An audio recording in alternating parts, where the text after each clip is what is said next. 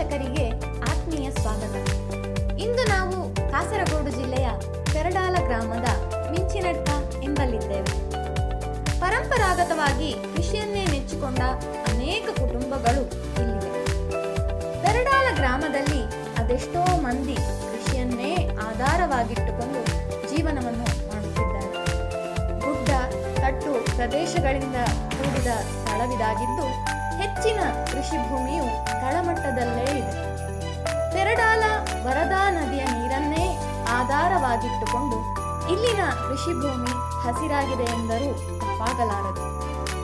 ಈ ವರದಾ ನದಿಯ ಎರಡೂ ಬದಿಯಲ್ಲಿ ಅಡಿಕೆ ತೋಟವಿರುವ ಮಿಂಚಿನಡ್ಕ ಕೃಷ್ಣ ಭಟ್ಟರ ಮಗ ಹಿಮೇಶ ಎಂಬುವವರು ಹೊಳೆ ದಾಟಲು ರೋಪ್ವೇ ಸಂಕವನ್ನು ನಿರ್ಮಿಸಿ ಗಮನ ಸೆಳೆದಿದ್ದಾರೆ. ಸುಮಾರು 60,000 ರೂಪಾಯಿ ವೆಚ್ಚದಲ್ಲಿ ಅವರು ಈ ಸಂಕವನ್ನು ನಿರ್ಮಿಸಿದ್ದಾರೆ. ಹಿಂದಿನ ಕಾಲದಲ್ಲಿ ಅಡಿಕೆ ಮರವನ್ನು ಉಪಯೋಗಿಸಿ ಸಂಕವನ್ನು ನಿರ್ಮಿಸುತ್ತಿದ್ದರು. ಕ್ಯಾಂಪ್ಕೋ ಸಂಸ್ಥೆಯ ಕೃಷಿ ಮೇಳದಿಂದ ಪ್ರೇರಿತರಾದ ಇವರು ಆಧುನಿಕ ತಂತ್ರಜ್ಞಾನದತ್ತ ಮೊರೆ ಹೋಗಿ ಈ ರೋಪ್ವೇ ತೊಟ್ಟಿಲಿನಲ್ಲಿ ತೇಲಾಡುತ್ತಾ ಹೊಳೆಯ ಎರಡೂ ಬದಿಗೆ ತಮ್ಮ ಅಗತ್ಯ ವಸ್ತುಗಳ ರೇಖೆಯನ್ನು ಮಾಡಿಕೊಳ್ಳುತ್ತಿದ್ದಾರೆ.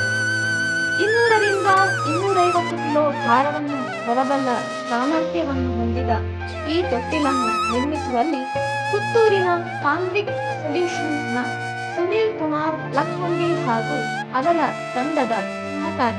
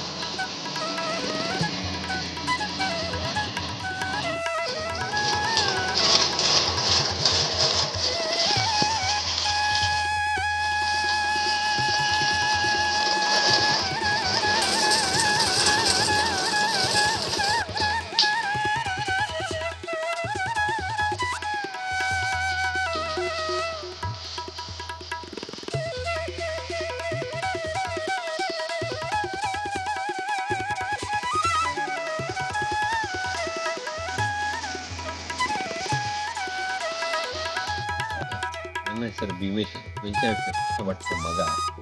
ನಾವು ಕಾಸರಗೋಡು ಜಿಲ್ಲೆಯ ಬಜ್ಜಡ್ಕ ಪಂಚಾಯತಿನ ಮಿಂಚಿನಡ್ಕದಲ್ಲಿ ಇರ್ತೇವೆ.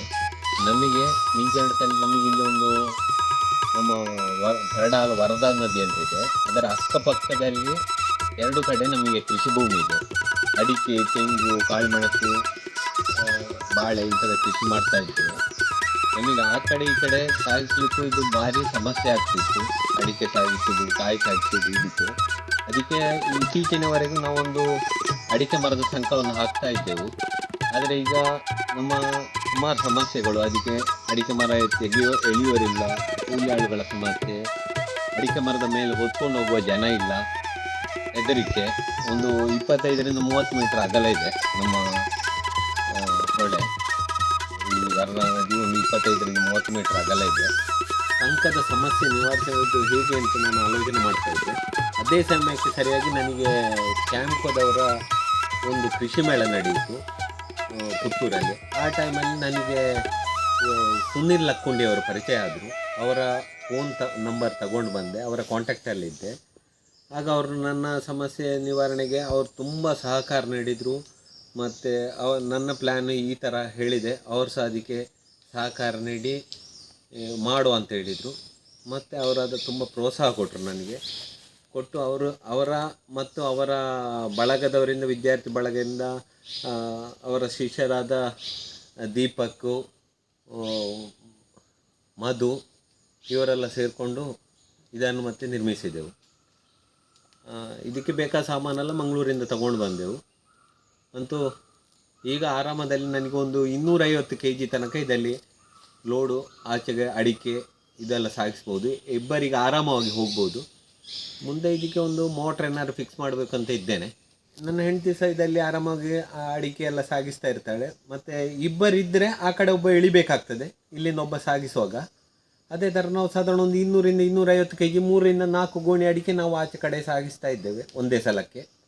ಒಬ್ಬರಲ್ಲಿ ಸಹಾಯಕ್ಕೆ ಬೇಕಾಗ್ತದೆ, ಒಬ್ಬರಿಗೆ ಆದರೆ ಕಷ್ಟ, ಒಬ್ಬರಿಗಾದರೂ 1 ರಿಂದ 2 ಗೋಣಿ ಸಾಗಿಸ್ಬೋದು ಒಂದು ಸಲಕ್ಕೆ. ಈಗ ಮ್ಯಾನ್ಯುವಲ್ ಆಗಿ ನಾವು ಇದು ಆಪರೇಟ್ ಮಾಡ್ತಾ ಇದ್ದೇವೆ, ಇನ್ನೀಗ ಯಾಂತ್ರಿಕವಾಗಿ ಆಪರೇಟ್ ಮಾಡಬೇಕು ಅಂತ ಇದೆ. ಅದಕ್ಕೆ ಏನಾದ್ರು ಮೋಟ್ರ್ ಏನಾದ್ರು ಫಿಕ್ಸ್ ಮಾಡಬೇಕಷ್ಟೇ. ಇದು ಸ್ವಲ್ಪ ಖರ್ಚು ವೆಚ್ಚಗಳು ಬೇಕಾಗಿ ಬರ್ಬೋದು. ಈ ಟ್ರಾಲಿಗೆ ನನಗೆ ನಿರ್ಮಾಣ ವೆಚ್ಚ ಸಾಧಾರಣ ಒಂದು 60,000 ಆಗಿದೆ. 6 ತಿಂಗಳು ಮುಂಚೆ ಮಾಡಿದ್ದು. ಅದರ ನಂತರ ಸ್ಟೀಲ್ ಪ್ರೈಸು ಇದೆಲ್ಲ ಸಿಕ್ಕಾಪಟ್ಟೆ ಏರಿದೆ, ಸ್ಟೀಲ್ ಸಿಮೆಂಟ್ ಪ್ರೈಸು. ಈಗ ಇನ್ನೂ ಸಹ ಒಂದು 20% ಕಾಸ್ಟ್ ಜಾಸ್ತಿ ಆಗ್ಬೋದು. ಆಗಿನ ರೇಟಲ್ಲಿ ನನಗೊಂದು 6 ತಿಂಗಳು ಮುಂಚೆ ಒಂದು 60,000ಕ್ಕೆ ಆಗಿತ್ತು.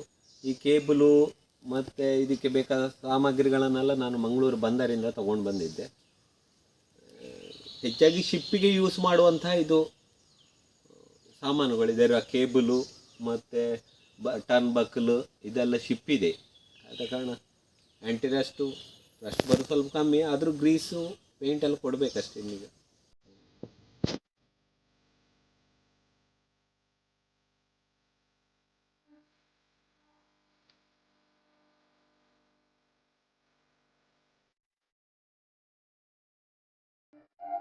ಇಲ್ಲಿ ನನ್ನ ತಂದೆಯವರು 82 ವರ್ಷ ಆಯಿತು. ಅವರು ಸಹ ಒಬ್ಬರೇ ಇದರಲ್ಲಿ ಯಾರ ಸಹಾಯ ಇಲ್ಲದೆ ಆ ಕಡೆಯಿಂದ ಈ ಕಡೆ ಹೋಗಿ ಬರ್ತಾ ಇದ್ದಾರೆ.